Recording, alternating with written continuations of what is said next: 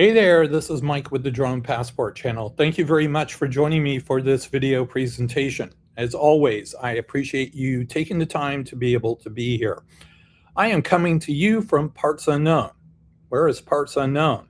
Well, if it was known, it wouldn't be unknown.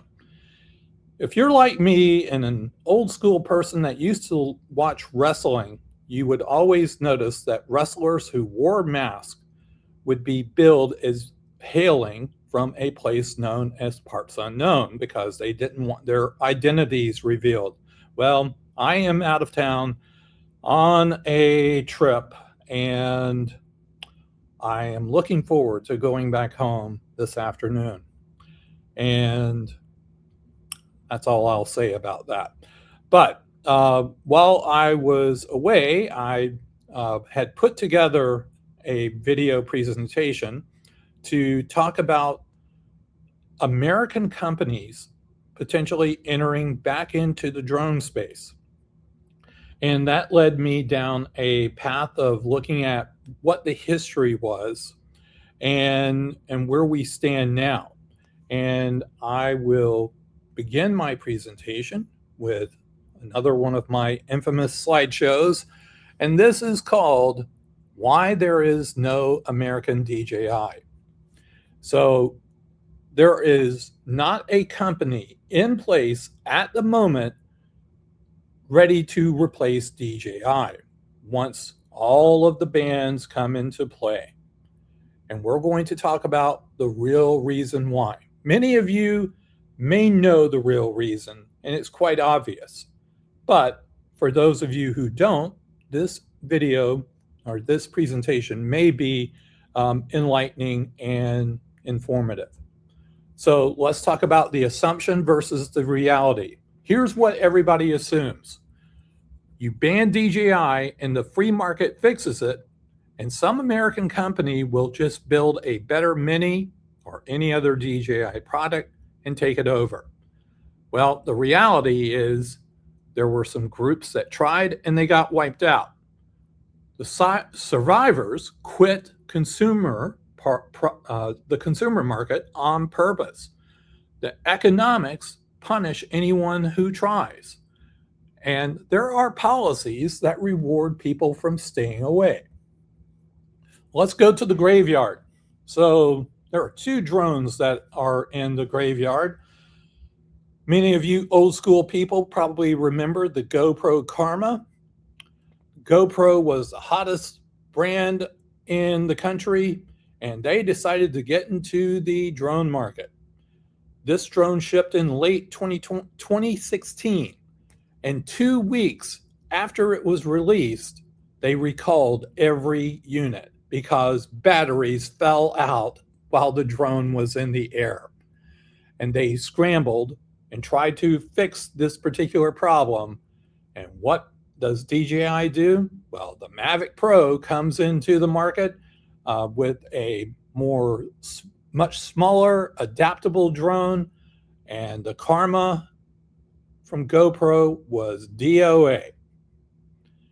Now, there's also the 3D Robotics. This is from a Berkeley, California startup company. They ran into delays. They couldn't match DJI on price or performance. They set their money on fire and they got out of the business.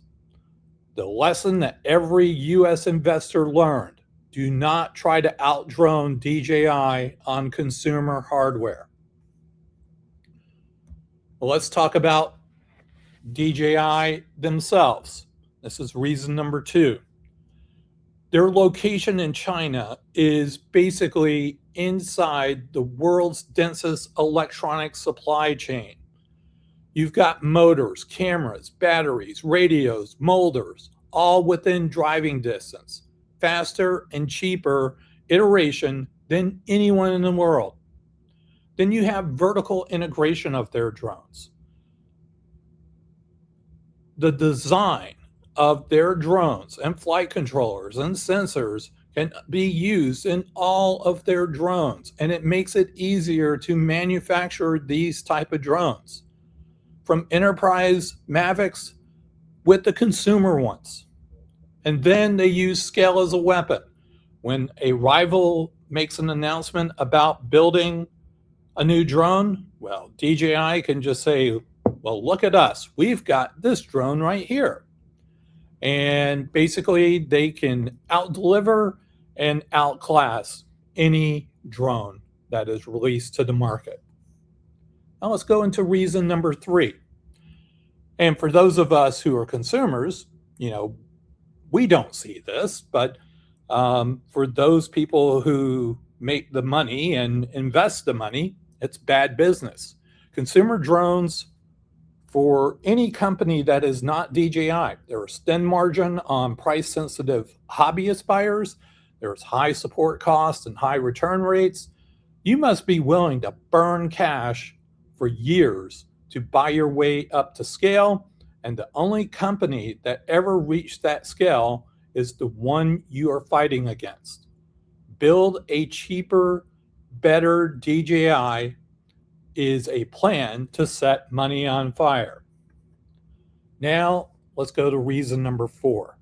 They fled to the government, but not for the reasons that you think and not for the reasons that we all presume that we have talked about before. Let's talk about Skydio. So Skydio had a consumer drone that had the best autonomous consumer drone. I never flew one of these, but a lot of people have said this. They completely quit the consumer market in 2023, and they went to the defense and enterprise world. A company called BRINC. They build their drones for police and emergency response. Anzu and Freefly. These are industrial inspection and public safety buyers, not hobbyists. Why the government wins? Well, let's face it, folks. The government is going to pay a hell of a lot more money than you and I as consumers for the same type of drone. Secondly, they don't return them like we do. They sign service contracts, long-term service contracts, to ensure that their drones are replaced easily. And then NDAA rules plus DJI bans equal legally required to buy American. So Washington built a fat, protected, subsidized market in defense. It has built no such thing for us, the hobbyists, the consumer. So the real reason comes down to this. You've got 2 different countries with 2 different drone industries. China, they built their industry around manufacturing consumer hardware at massive scale. America built drones. It's an industry built around defense, software, and IP. Banning DJI products protects US companies in the government lane, but it does nothing to make an American DJI or an American Mini 3 Pro or Air 3 Pro or any other DJI type product exist, because quite frankly, no US company has a reason to build one. They know the money is in the government. They don't need to go to the consumer. So, who is the next American DJI? As it stands on this day, no one. And the system is built to keep it that way. Unless there is someone that has DJI scale manufacturing and they're willing to take losses, or if the government starts subsidizing consumer drones like it did the military ones. But there is potential hope. And there is a company that could potentially be that company that makes consumer drones. So, who will be the next major US consumer drone company? There is a company based out of Fremont, California, called Liberty Aero Labs. And they are a company that they are building domestically made, non-Chinese supply chain drones. It is still in their prototype design. If you go to their website, you will see some of their prototype drones. And those drones are more enterprise level versus consumer.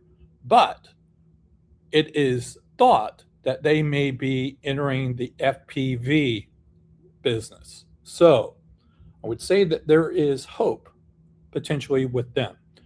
And I have it at 40% with them. Skydio returning, well, who knows about that, but I put that at 25%. Freefly at 15%. Someone new that we don't even know about, 15%, and none within the next 5 years, 5%. I'm curious to know, what are your thoughts? Who is going to be that next drone manufacturer here in the US that comes into the market or will replace DJI in the consumerist market? Is it anyone? Who knows? All I know is our options are getting thinner and we have deadlines coming up. Again, I highly encourage you to write your comment to the FCC regarding the latest DJI situation regarding LiDAR. The final part of this series is when the comment period expires, and we'll see what happens at that particular point. Okay, well, I want to say thank you all for being able to watch this video. For my subscribers, as always, I appreciate you being a part of the channel. If you're not already a subscriber, I invite you to join and be a part of this. All right. Well, I have to get moving from parts unknown to get to a place even more remote than parts unknown, and then back to Atlanta. So this is Mike with the Drone Passport channel. Thanks for watching, and bye for now.